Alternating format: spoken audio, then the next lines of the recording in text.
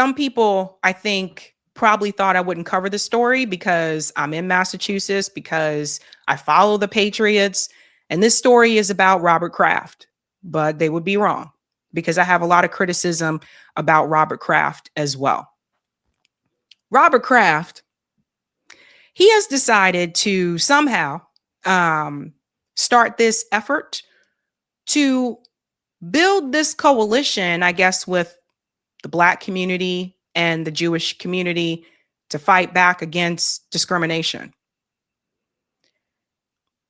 Now, before you say anything, because Black Twitter is already coming after him, before you say anything, I think the first time people may have noticed it was his ad during the Super Bowl. So let's start with that first. And I'll show you the sneakiness of what Robert Kraft is trying to do. First of all, huge shout out here to Chuck Modi. Chuck Modi, I really appreciate you saying this. Chuck Modi said Robert Kraft's anti-Semitism commercial is stupid, and to compare Jewish and Black experience in 2026 minimizes seismic differences between Black discrimination. He goes on to say, as a Jew, I've never feared for my safety, my physical safety around the police, except when pulled over with Black people in the same car. Shout out to Chuck Modi for keeping it real. This is the ad he's talking about.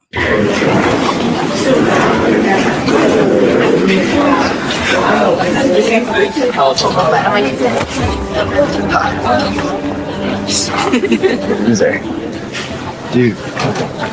Did you see that? Should we tell him? So bad. Oh, bro, look at him. Oh my gosh.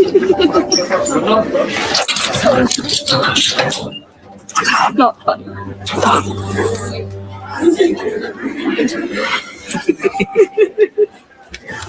Do not listen to that. Thank you, man. I know how it feels.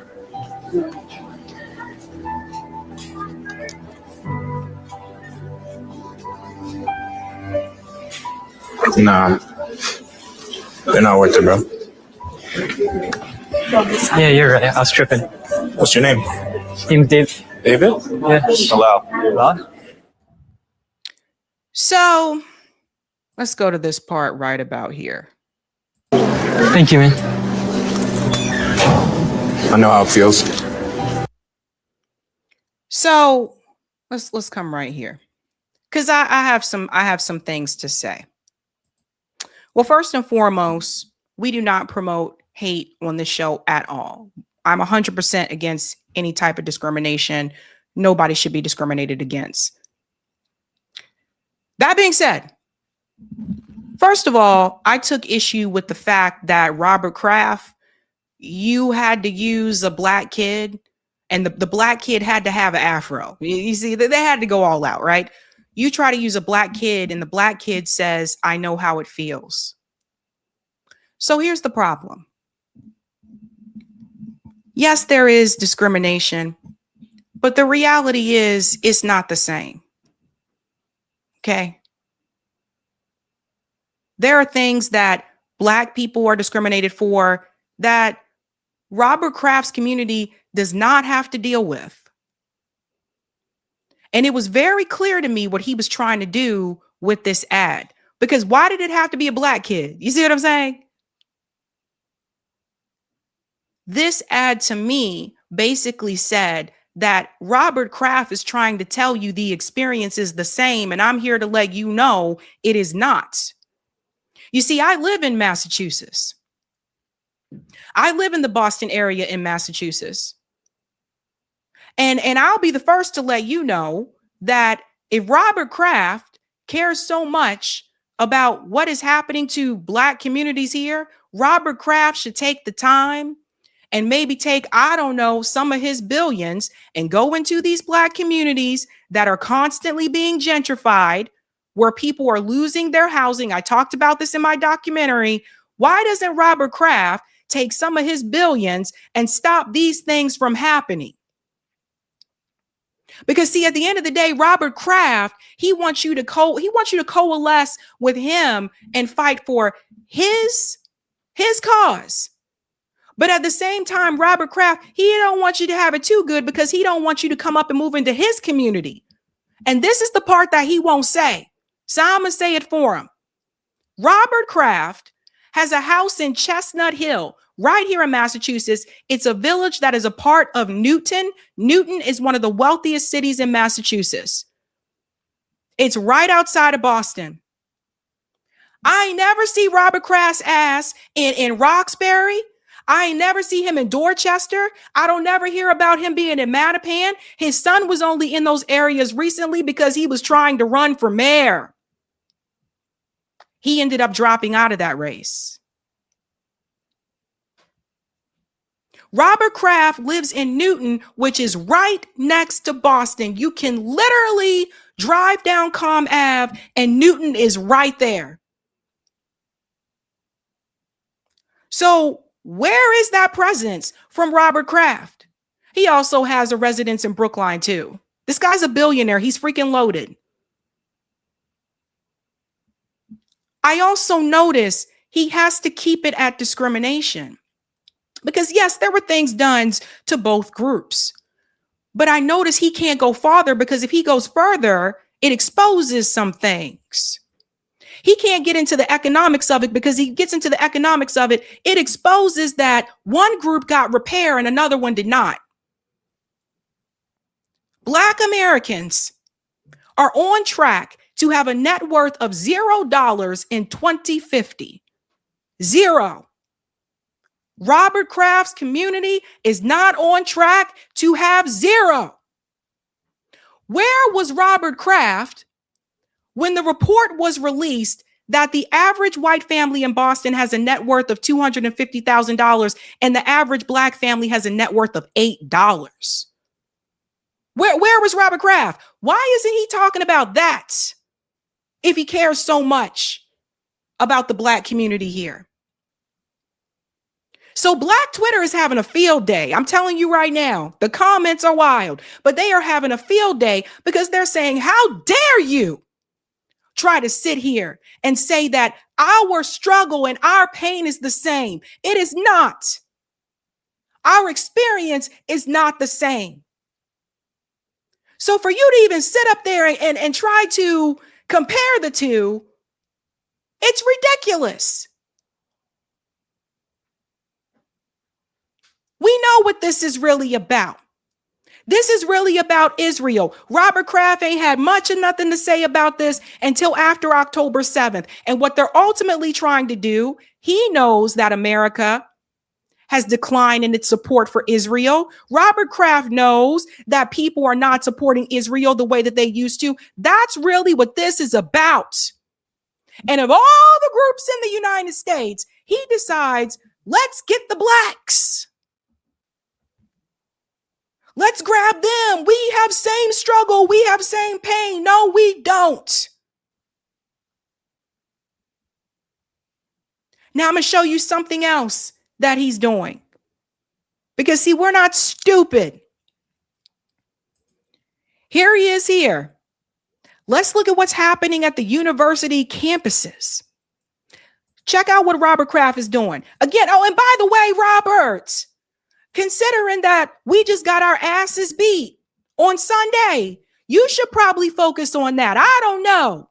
Like considering the fact that we got our asses handed to us by the Seattle Seahawks, maybe you should just concentrate on football. This is what he says here. Kraft's personal mission is to make people aware of hatred toward Jews and others around the world. I see these things everywhere. His office scans the internet on this giant screen, searching for signs of anti-Semitism online. So, searching for signs that impact his community. That's where his focus is at. And now he has started this coalition within the university. So I'm warning you to let you guys know what's happening in the colleges. He started this coalition within the universities to build this type of community with Black students and with Jewish students over discrimination. But look at what he is tracking. He is prioritizing and he is looking out for what is happening to his community. So he basically wants you to come in and advocate for his community. Where is the reverse? Let's continue. Of anti-Semitism online. I hate you because we're from different neighborhoods. I hate you because you look different. He aired commercials during the Super Bowl. Kraft's vision is to make the Blue Square campaign reach as many people as possible. We can look at a particular university campus and see what's happening there. And we can isolate that and know how hate is being spread on that campus, so we can provide that intelligence to the administration of that campus. Then there's the story about the rapper from a hardscrabble neighborhood in North Philadelphia. Meek Mill was in a Pennsylvania prison when he reached out to Kraft. I asked him when we got on the phone, I'm like, you should come see this. You should come see how it is. I've never been to a jail. First time. First time, and it was an amazing experience. It actually changed my life going to it. After Then they do stuff like this, right? Look at me. I'm being a good billionaire. I'm going to a prison because Meek Mill is telling me about his story. And so then people see the headlines and they see, well, Robert Kraft reached out and helped Meek Mill and da da da. And this is how they get you. And this is the point I've been trying to get across to people. At the end of the day, why is he being so nice to Meek Mill? What does he want in return? Do you think that Meek Mill's going to turn around and say free Palestine after all of this? No. This idea that the amount of, you want to compare the two with Israel and Gaza, the amount of Islamophobia that we've seen is greater than the anti-Semitism in the United States. And Robert Kraft knows that. And they keep trying to change the definition to basically now get to the point that, well, if you criticize Israel, then that's also anti-Semitic. They're trying to basically make it so that you can't critique Israel at all. Let's continue. Mill was sent back to jail for a probation violation. Kraft paid him a visit because he thought the sentence was excessive.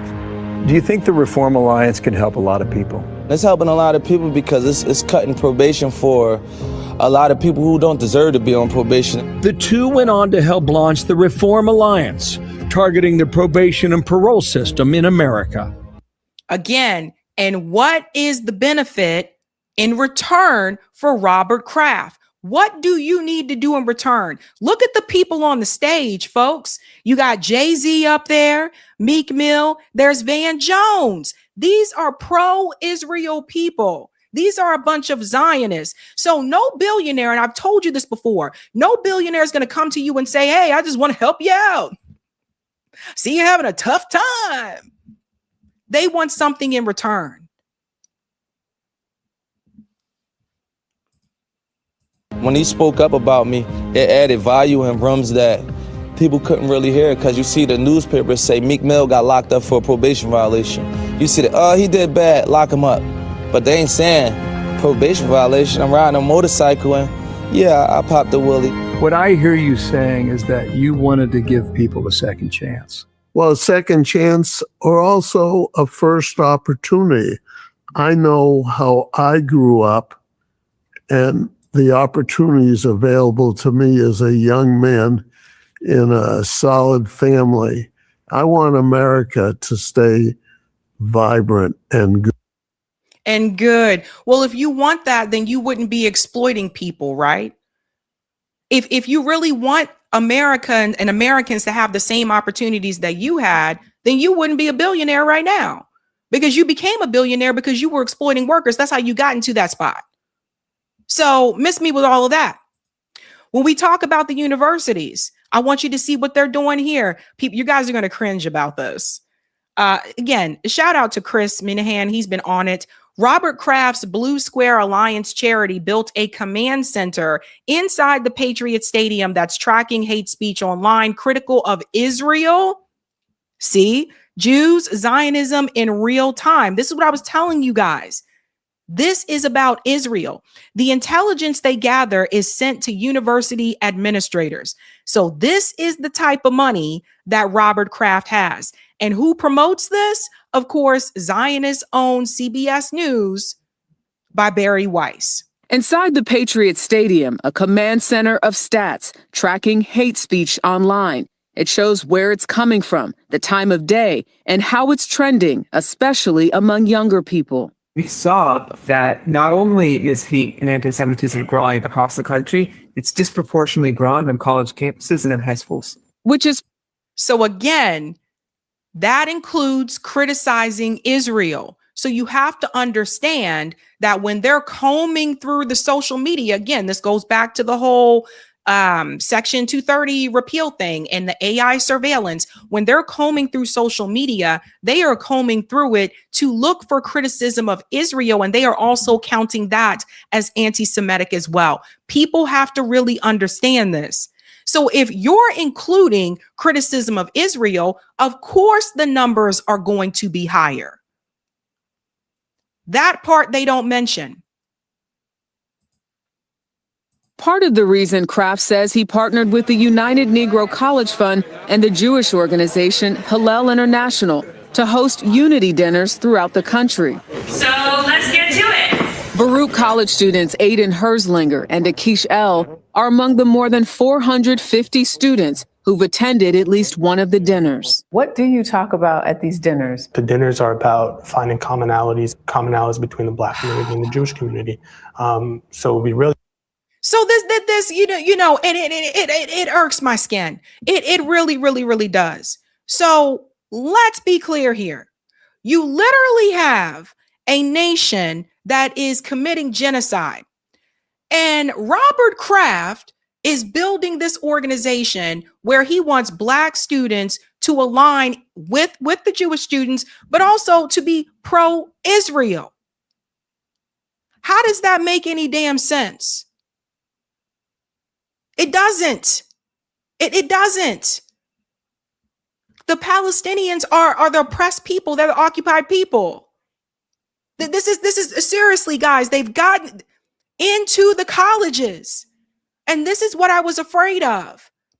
We cannot let this happen. And to Black people watching, please educate your children about this. This makes absolutely no sense. From everything that Black Americans have gone through in this country, we should not be put in that position to align with an organization that is supporting genocide, apartheid, and occupation. And that is essentially what is happening here. Let's continue. Jesus Christ. Talk about anything and everything. It's not just about politics and opinions. It's about treating each other as humans. We mainly talked about our families, why we have communities, and how our communities are similar more than different. Why? No, they're not. Like, I don't know what to say about this. This is driving me crazy. And I swear to God, you guys, I'm not trying to be mean. And for people come for me, I got friends of all different races, all different nationalities, different religions. The communities are not similar. They're not. Go to any, especially right here, go to the Black communities here, and then go to Roxbury, then go to Brookline. And you tell me if the communities are similar. They're not. One is losing wealth. One is being heavily gentrified. The other one has found ways to sustain that type of wealth. One got repair, the other group did not. They're not similar. We cannot sit up here and continue to perpetuate this type of lie and propaganda. You guys got to really understand. The guy sitting next to the Black kid here, he doesn't have to worry about being pulled over by the police. The Black kid does. He doesn't have to worry about losing or having this loss of generational wealth. The Black kid does. He doesn't have to worry about attending the schools that are under-resourced. If you're living in the Black community here, you do. The schools in Roxbury and Dorchester are under-resourced. So as I said before, to Robert Kraft, if you care so much about the Black community, why don't you ever take your billions and invest in those Black neighborhoods that your son just tried to win over as mayor? Right now, Robert Kraft is trying to build another freaking stadium, as if him owning the New England Patriots and owning the New England Revolution, the soccer team, as if that's not enough. He wants to build another stadium in Everett, Massachusetts, a working class community, which would cause more displacement. You guys really think Robert Kraft give a damn about the Black community? He cares about his pockets. These are the problems that we run into.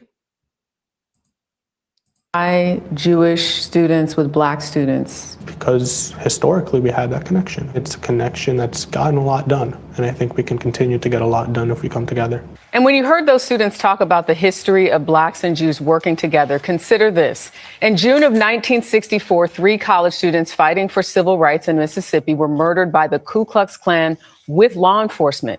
Those activists were James Chaney, Andrew Goodman, and Michael Schwerner. There were other white people who were beaten and murdered during the civil rights movement. Do you see? This is what has become of CBS News now that it is owned by Barry Weiss. You see the problem? Chaney, a Black man, Goodman and Schwerner, Jewish. Right now, we know those bonds have been challenged by a war in which more than 1,200 people have been killed in Israel and over 70,000 in Gaza. But you guys, overwhelmingly, his message he's saying is we shouldn't tolerate it for anyone. You know, whether you're Jewish, whether you're Black, whether you're Latino, whether you're Asian, it shouldn't matter. People should be standing up to ignorance and hate. Right. And but why? And see, and this is where I see, this is what it is really about, because it's not about that. It's not about people standing up to ignorance and hate. It's about people standing on the side that is pro-Israel. That's really what this is about. Because let me ask you a question. Where are these allies going to be when Black people stand up to these things and the cops are called and the Black person is arrested? Where's the allies? What happens then? Right? Because what they're ultimately telling you is that instead of standing up, notice she didn't say Muslim, she didn't say Arabic, she didn't name that group of people. So if it's really about standing up for people, notice who she left out and notice who she included.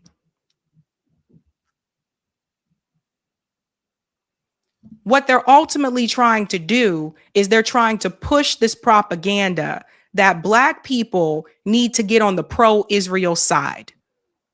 And often during the civil rights movement, if you look this up, some of the activists that were involved in that were pro-Israel or were Zionist.